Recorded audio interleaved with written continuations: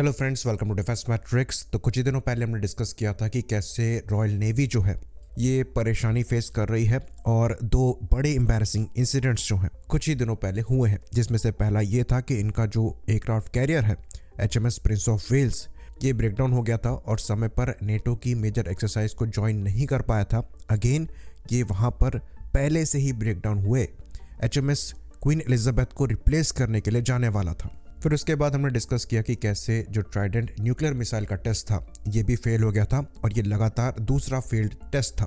उसके बाद हमने आगे चलकर रॉयल नेवी के साथ जो इश्यूज हैं उनको डिस्कस किए थे, जहाँ पर हमने बताया था कि कैसे जो मैन पावर है रॉयल नेवी में ये कम होती चली जा रही है, जिसकी वजह से इन सोफिस्टिकेटेड मशीन्स को मेंटेन करने में रॉयल नेवी को परेशानी आ रही है। साथ ही साथ हम ये भी जानते हैं कि यूके जो है ये रिसेशन में जा चुका है, तो यूके की जो इकोनॉमी है ये फर्दर नीचे जा रही है और जिस तरीके के हालात बन रहे हैं ऐसे यूके द्वारा एक्सपेंसिव मिलिट्री को ऑपरेट कर पाना मुश्किल होता चला जाएगा। और हाल ही में इससे जुड़ा एक आर्टिकल आया है जहां पर यह कहा जा रहा है कि यूके द्वारा हो सकता है HMS प्रिंस ऑफ वेल्स को बेच भी दिया जाए फंडिंग इशू की वजह से। तो यहाँ पर नेवल सोर्सेस को कोट करते हुए dailymail.uk में एक आर्टिकल पब्लिश किया गया है जहां पर यह बताया जा रहा है कि नेवी सीरियस फंडिंग इश्यूज को झेल रही है, जिसकी वजह से ये जो दूसरा एयरक्राफ्ट कैरियर रॉयल नेवी द्वारा ऑपरेट किया जा रहा है इसका फ्यूचर अनसर्टेन दिखाई दे रहा है। तो यहाँ पर हो सकता है फ्यूचर में दो पॉसिबिलिटी बचे, या तो इसको मॉथबॉल्ड करके रखा जाए या तो किसी फ्रेंडली कंट्री को कम प्राइस में बेच दिया जाए। तो करीबन 3.5 बिलियन पाउंड स्पेंड हुए हैं इस एयरक्राफ्ट कैरियर को बनाने में और ये 2019 में ही सर्व हुआ है। तो ये एक ब्रांड न्यू एयरक्राफ्ट कैरियर है। तो 65,000 टन क्लास डिस्प्लेसमेंट का ये एयरक्राफ्ट कैरियर काफ़ी ज़्यादा सोफिस्टिकेटेड है और इसलिए इतने बड़े एयरक्राफ्ट कैरियर में जो क्रू रिक्वायरमेंट है ये काफ़ी कम है।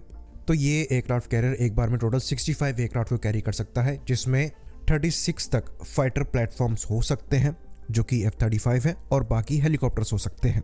तो ये एयरक्राफ्ट कैरियर एडवांस इलेक्ट्रॉनिक्स से लैस है, पर ये स्टॉल कन्फिग्रेशन में है, यानी कि short take off vertical landing configuration में है। कोई भी बट अरेस्टिंग केबल यहाँ पर नहीं दिया गया है। तो हमारे जो स्टोबार एयरक्राफ्ट कैरियर्स हैं ये उनसे डिफरेंट है। ऑल्दो स्टोबार ऑपरेशंस के लिए मॉडिफिकेशन यहाँ पर कोई बड़ी बात नहीं होगी। इवन जब इस एयरक्राफ्ट कैरियर को डिज़ाइन किया जा रहा था तो डिज़ाइन में फ्यूचर अपग्रेड का रूम रखा गया था, जिसके अंतर्गत इस एयरक्राफ्ट कैरियर को कैटोबार कन्फिग्रेशन में कन्वर्ट किया जा सकता है और ई-माल्स का यहाँ पर इस्तेमाल हो सकता है।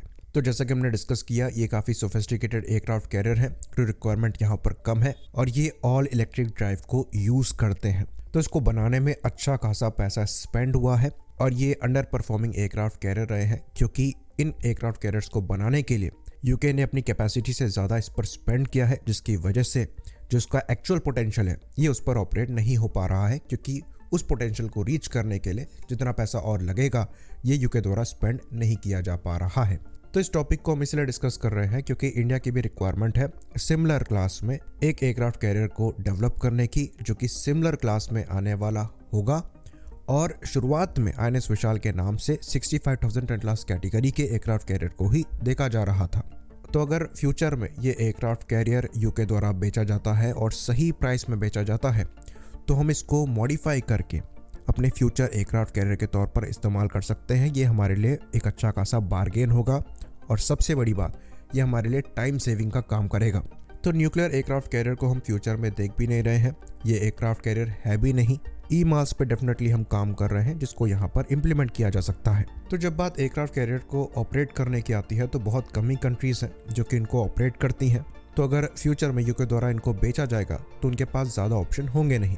यूएस के पास पहले से ही एयरक्राफ्ट कैरियर्स हैं, ऑस्ट्रेलिया का कोई प्लान नहीं है, पर इंडिया का डेफिनेटली एग्जिस्ट करता है और पहले भी हम यूके से एयरक्राफ्ट कैरियर लेकर ऑपरेट कर चुके हैं। हमारे शुरुआती INS विक्रांत और विराट दोनों ही ex royal navy aircraft carrier थे, HMS हरकुलिस और HMS हम्स के नाम से। तो यूके में ये जो डिस्कशन चल रहा है जिसके अंतर्गत ये एयरक्राफ्ट कैरियर बेचा जा सकता है, इस पर हमें नज़र बना के रखनी चाहिए। तो ये जो सेकंड एयरक्राफ्ट कैरियर है ये एक तरीके से रिजर्व के तौर पर ही रॉयल नेवी द्वारा लिया गया है और इस रिजर्व को मेंटेन करना ही इनके लिए भारी पड़ रहा है। फ्यूचर में इनका जो रक्षा बजट है ये कम ही होने वाला है, तो अच्छी खासी पॉसिबिलिटी एग्जिस्ट करती है कि इनको ये एयरक्राफ्ट कैरियर बेचना पड़े और ये हमारे लिए गोल्डन चांस हो सकता है अगर हमें बार्गेन प्राइस मिलता है। आई होप इन्फॉर्मेशन यहाँ पर क्लियर रही हो। इसी बात पर इस वीडियो को हम ख़त्म करेंगे। लाइक करिए, सब्सक्राइब करिए। जय हिंद।